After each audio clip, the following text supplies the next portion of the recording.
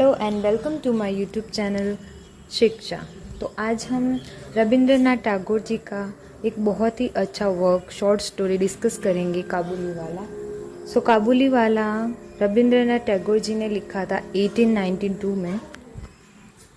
Writer कुछ इस तरह से अपनी कहानी की शुरुआत करते हैं कि मेरी एक 5 साल की बेटी है मिनी, जो बहुत बहुत ज़्यादा बोलती है। पूरा दिन जब उठती है तब रात तक सोती है तो पूरा दिन बोल बोल बोल बोल करती रहती है। उसकी वजह से उसकी माँ कब कभार उसको डांट भी देती है, पर मैं उसे नहीं डांटता क्योंकि मुझे वो बहुत प्यारी लगती है। वो और उसके सवाल वो कभी खत्म होने का नाम ही नहीं लेते। जब से दिन उगता है और जब रात होती है, जब वो सोती है तब उसके सवालों का पिटारा कभी बंद होता है। एक दिन मैं कुछ लिख रहा था, तब मिनी मेरे पास आई और मुझे कहने लगी, पापा रामदयाल को तो कुछ भी नहीं आता, वो काक को कौवा बुलाते हैं। मैं उसे कुछ अपनी राय दूं उससे पहले तो उसने दूसरा सवाल कर लिया कि पापा आपके और माँ का रिश्ता क्या है। मैं उसे कुछ समझाऊं उससे पहले उसका तीसरा सवाल शुरू हो जाता है। मैं तीसरे सवाल का जवाब देने जाऊं उससे पहले उसका चौथा सवाल शुरू हो जाता है। इसलिए मैंने उससे कहा कि तुम भोला के साथ जाओ और खेलो, पर वो वहाँ से गई नहीं। वो उस रूम के खिड़की के पास बैठ गई और उसके बाहर देखने लगी। फिर वो जोर जोर से चिल्लाने लगी, काबुलीवाला काबुलीवाला काबुलीवाला। तो मैंने वहाँ देखा तो एक लंबा चौड़ा इंसान था जिसने बहुत मैले कपड़े पहने हुए थे और उसके पास एक थैला था जिसमें सारे ड्राई फ्रूट्स वो सब थे। तो उसने हमें देखा और वो हमारी ओर आने लगा। पता नहीं मिनी के मन में ये शक जाग उठा कि उस थैले में उसके जैसी कई और लड़कियां भी होंगी, इसलिए वो डर के मेरे पैरों से आके चिपक गई। फिर मैंने उसका डर भगाने के लिए काबुलीवाला को वहाँ बुलाया। काबुलीवाला ने अपने थैले में से कुछ ड्राई फ्रूट्स निकाल के मिनी को देने की कोशिश की, पर वो और ज़्यादा डर गई और फिर वहाँ से चली गई। फिर थोड़े दिनों बाद मैं देखता हूँ तो मिनी काबुलीवाला के पास बैठी हुई थी और वो दोनों हंस हंस कर बातें कर रहे थे, काबुलीवाला काबुलीवाला। और वो काबुलीवाला उसे सुन रहा था, उसके सवालों के जवाब दे रहा था। काबुलीवाला उसे कह रहा था कि बच्ची तुम कभी ससुराल मत जाना। फिर वो सोच में पड़ गई कि ये ससुराल होता क्या है। वैसे तो आजकल सब अपने बेटियों को ससुराल के बारे में समझा देते हैं, पर हम थोड़े मॉडर्न प्रकार के थे, इसलिए हमने हमारी बेटी को अभी ससुराल के बारे में कुछ बताया नहीं था। तो वो सोचने लग जाती थी कि ये ससुराल होता क्या है। फिर वो काबुलीवाला से पूछती थी, काबुलीवाला तुम ससुराल नहीं जाओगे? तो काबुलीवाला कहता था, नहीं मैं तो नहीं जाऊंगा। उन लोगों को साथ में देखकर फिर मुझे पता चला कि काबुलीवाला कई दिनों से रोज लगातार आता है और मिनी के साथ वक्त बिताता है, और मिनी को भी उसका आना और उसके साथ बैठना अच्छा लगता था। पर मेरी पत्नी को वो पसंद नहीं था। उसे लगता था कि दुनिया के हर कोने में चोर छिपा हुआ है और कोई ना कोई डकैत या चोरी करने के लिए ही आता है, और उसे काबुलीवाला भी एक चोर लगता था। उसे मिनी का यूं उसके साथ बैठना उठना मिलना जुलना पसंद नहीं था।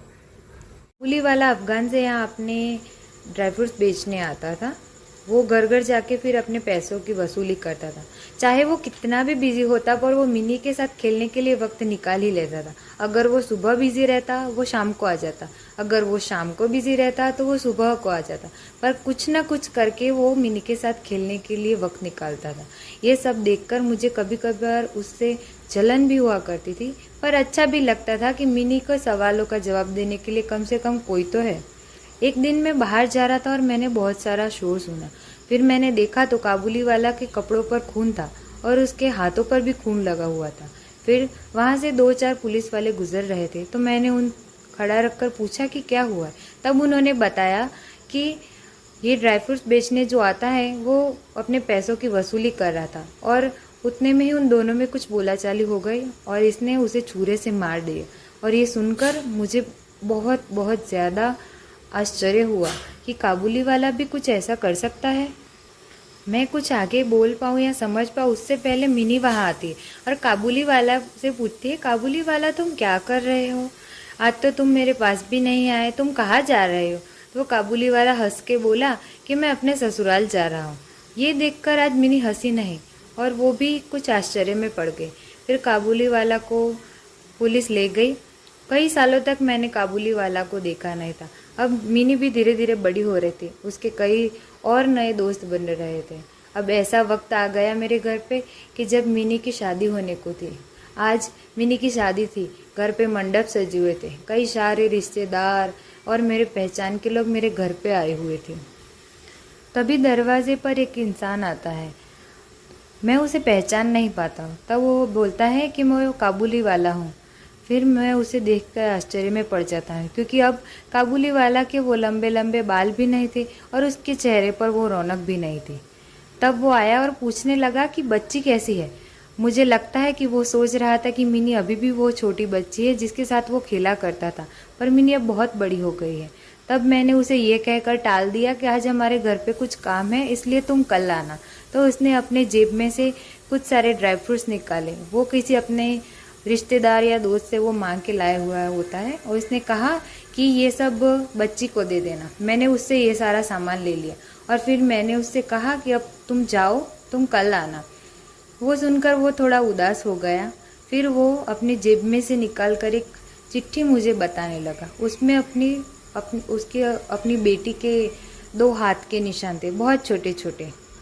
फिर वो देख के मुझे आंखों में आंसू आ गए। मैंने कुछ भी परवाह नहीं की और मिनी को बुलाया। अब तो वो बड़ी हो गई थी, वो मेरे पास आने में भी शर्मा रही थी। तब काबुली वाला ने उससे पूछा, सास के घर जा रही है? अब मिनी का चेहरा लाल टमाटर जैसा हो गया था, क्योंकि वो अब बड़ी हो चुकी थी। अब वो काबुली वाला की वो छोटी सी मिनी नहीं रही थी, अब वो बड़ी होकर बिहाने लायक हो गई थी।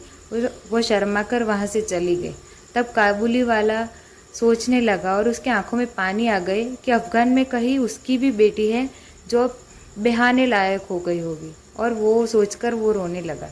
तब मैंने अपनी जेब में से निकाल कर 100 रुपये उसे दिए और कहा कि तुम अफगान वापस चले जाओ। और मैंने वो पैसे दे दिए। उससे शादी में कई और चीज़ों में रुकावट भी आ गई, घर की महिलाएं नाराज़ भी हो गई, पर मुझे इस बात का संतोष ही था कि मैंने कुछ अच्छा काम किया है। मैंने एक पिता को अपनी बेटी से मिलवाया है। और इसी के साथ इस कहानी का अंत होता है। धन्यवाद।